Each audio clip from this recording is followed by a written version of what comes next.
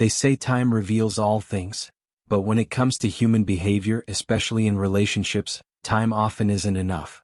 Some people spend years playing roles, wearing masks, adapting to your light while secretly working against it. What if the person who hugs you after every achievement secretly hopes you'll fail next time? What if the support you feel isn't truly love, but an elaborate act of control? In Jungian psychology, this is not just possible, it's expected. According to Carl Jung, when someone fails to confront their own inner darkness, or what he calls the shadow, they begin to live in projection. That's where things get dangerous. Because the deeper someone's shadow, the more likely it is that they will quietly sabotage the people they're closest to.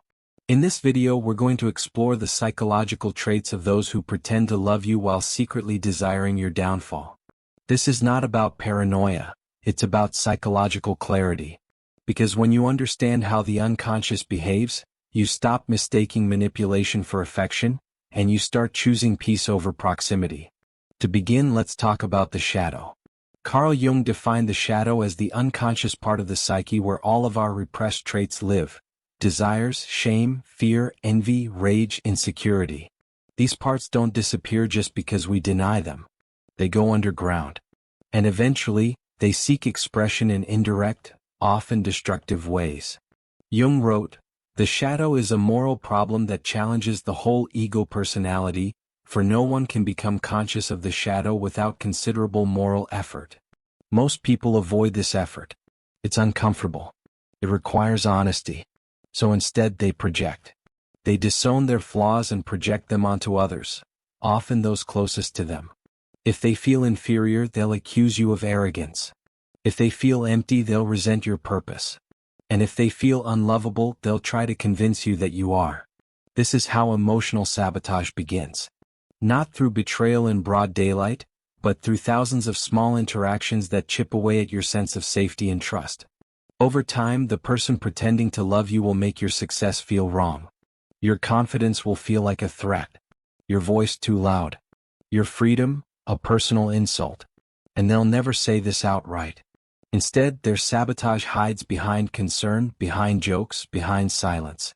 But make no mistake, it is sabotage.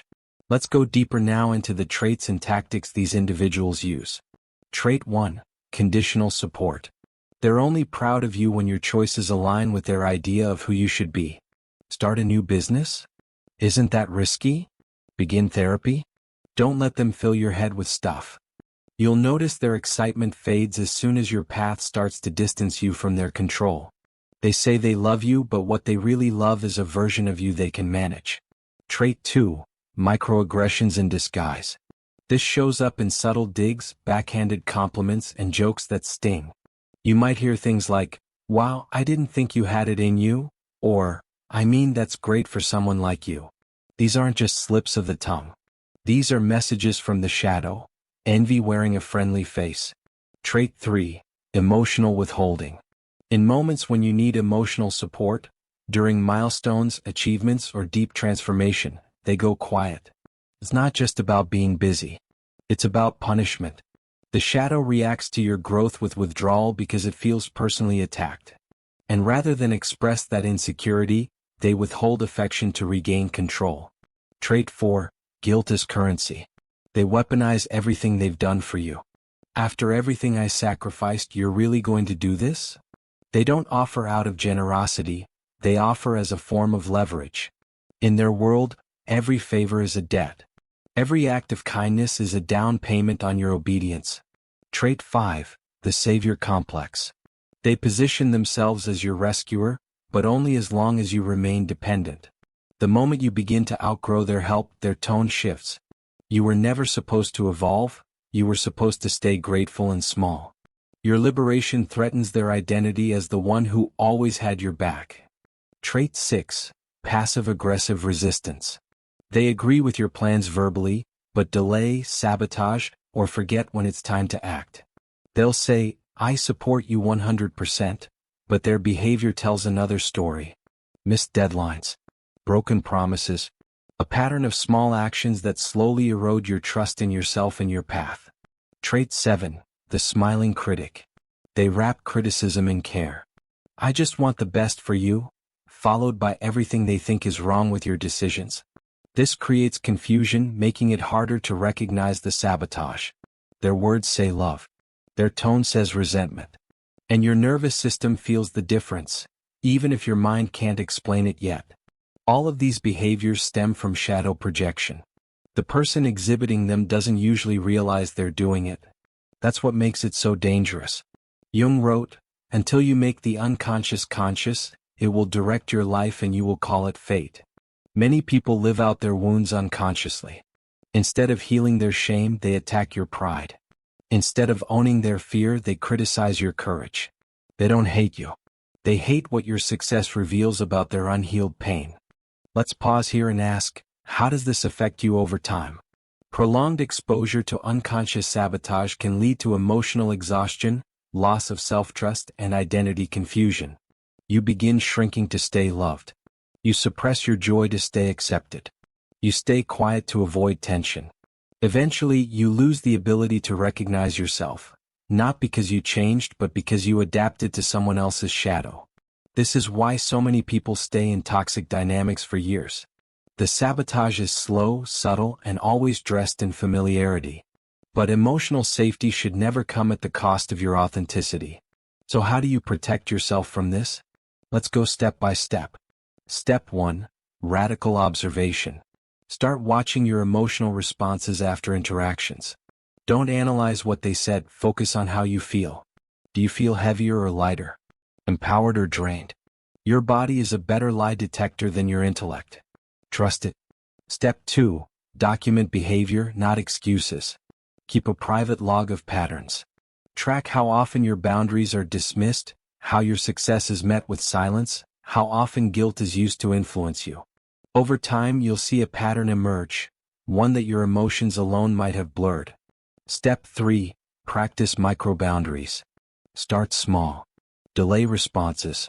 Share less. Say no to things that feel misaligned.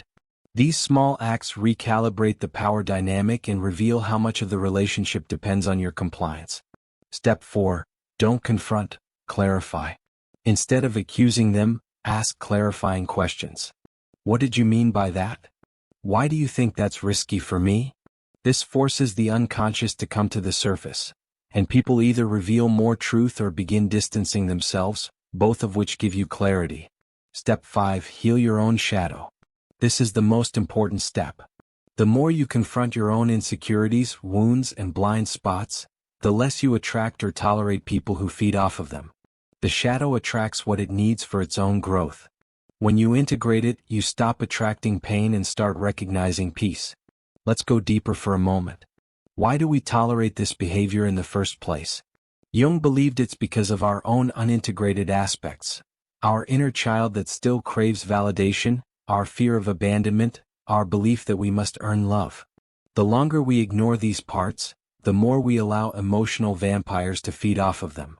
And that's where real healing begins, not just by recognizing the shadow in others, but by meeting our own with compassion and courage.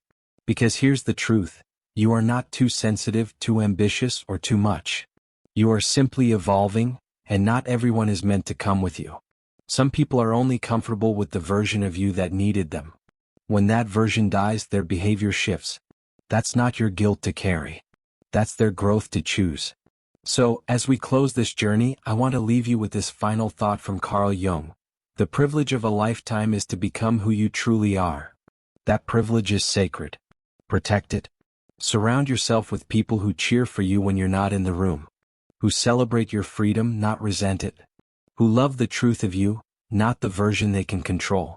Because in the end, love is not just about connection. It's about liberation. And the greatest love you will ever experience is the one that allows your soul to expand without apology.